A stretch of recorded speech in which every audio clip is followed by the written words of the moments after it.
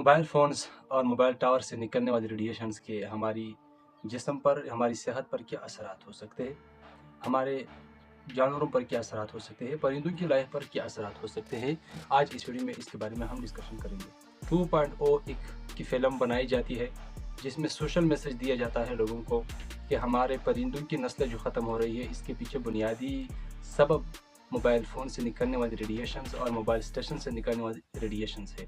तो क्या इसमें कोई हकीकत है या एक अफ़वाह है? इसको हम साइंस की रोशनी में देखेंगे और इस पर मुकम्मल साइंसी तहकीक करेंगे कि ये कितना सच है। चूँकि रिसेंट ईयर्स में मोबाइल फ़ोन्स की इस्तेमाल बहुत ज़्यादा बढ़ती चली जा रही है।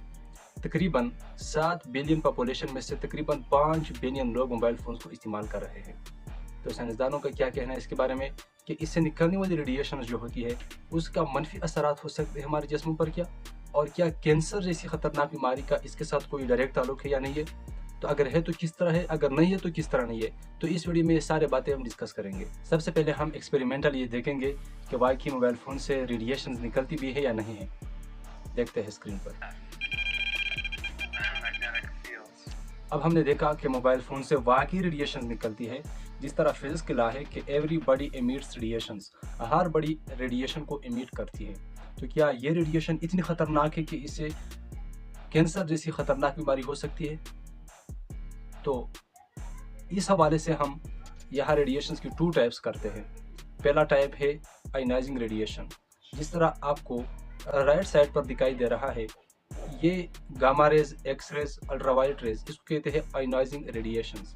ये रेडिएशंस, इसको आयनाइजिंग रेडिएशंस इसलिए कहते हैं कि ये रेडिएशंस जब हमारे अंदर डीएनए में चले जाते हैं तो ये हमारे डीएनए के अंदर केमिकल बॉन्ड्स को तोड़ सकती है और जिससे इवेंचुअली म्यूटेशन हो सकती है और म्यूटेशन की नतीजे में कैंसर जैसी खतरनाक बीमारी हो सकती है। दूसरी साइड पर जो आपको दिखाई दे रहा है विजिबल लाइट के, वो होती है नॉन आयनाइजिंग रेडिएशंस। ये वो रेडिएशंस है जो हमारे अंदर डीएनए के अंदर केमिकल बॉन्ड्स को नहीं तोड़ सकती। तो जब ये केमिकल बॉन्ड्स को नहीं तोड़ सकती तो इससे म्यूटेशन नहीं हो सकता और जब म्यूटेशन नहीं हो सकता तो इससे कैंसर नहीं हो सकती।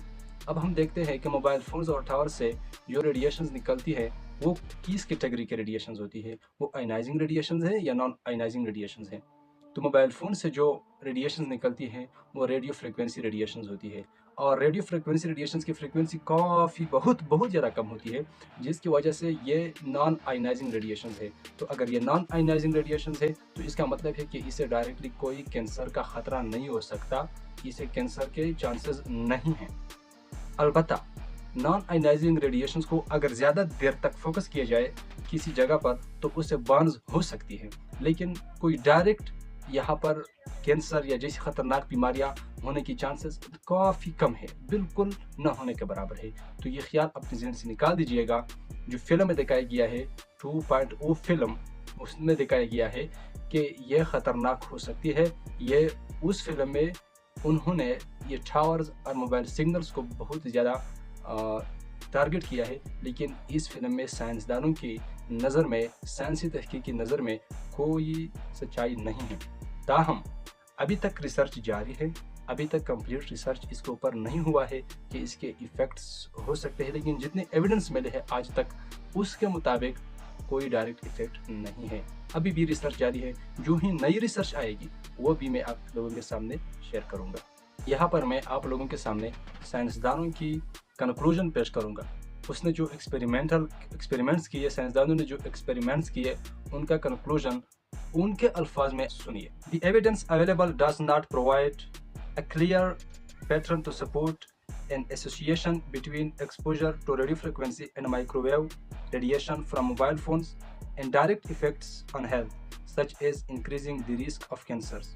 However, the absence of evidence of detrimental effects on health associated with mobile phones use is not evidence of absence of such effects. तो साइंसदानों का कहना है कि अगरचे कोई डायरेक्ट इफेक्ट नहीं है, लेकिन ताहम सबूतों का न होना इस बात का सबूत नहीं है कि इसके इफेक्ट नहीं हो सकते।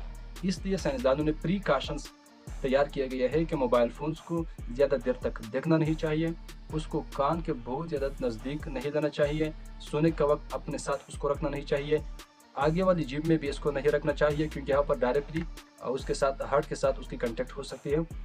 तो ये कुछ प्रिकॉशंस है। ड्राइविंग करते वक्त इसको जो है ना इस्तेमाल नहीं करना चाहिए। अभी तक कोई बायोलॉजिकल एडवर्स इफेक्ट या फिजियोलॉजिकल एडवर्स इफेक्ट्स की एविडेंस नहीं है। ताहम एविडेंस का न होना इस बात का सबूत भी नहीं है कि इफेक्ट्स नहीं हो सकते हैं, लेकिन अभी तक डिस्कवर नहीं हुए हैं।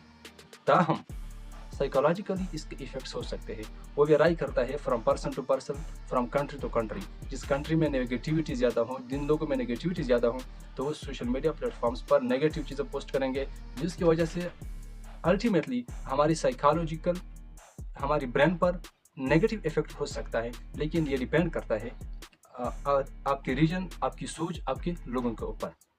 ताहम जब आप गूगल पर सर्च करोगे कि नेगेटिव इफेक्ट्स या harmful effects of mobile phones, कुछ वेबसाइट्स आपको आएंगे जो आपको बहुत डराएंगे, आपको कहेगा कि इतने मनफी असरात है, ये है, उससे खतरनाक कैंसर, एकोस्टिक न्यूरोमा, ये सारी चीज़ें हो सकती है। लेकिन आखिर में उसने एक लिंक दिया होगा कि अगर इस चीज़ से बचना है तो आपने इस प्रोडक्ट को बेसिकली ख़रीदना पड़ेगा, आपको इसको बाई करना पड़ेगा। तो वो एफिलिएट्स लिंक होते हैं, उसके ऊपर मत जाइएगा। वो अपनी प्रोडक्ट को आपके ऊपर सेल करना चाहते हैं, लिहाजा उससे डरने की कोई ज़रूरत नहीं है। अलबत्ता फिल्म 2.0 में जो दिखाया गया है, उसको चाहिए था कि इसके बजाय वो अल्ट्रावायलेट रेस के इस्तेमाल को कम करने की तलकीन कर देते, कि आपने धूप में नहीं घूमना, आपने बहुत ज़्यादा धूप में ज़्यादा देर तक नहीं रहना चाहिए।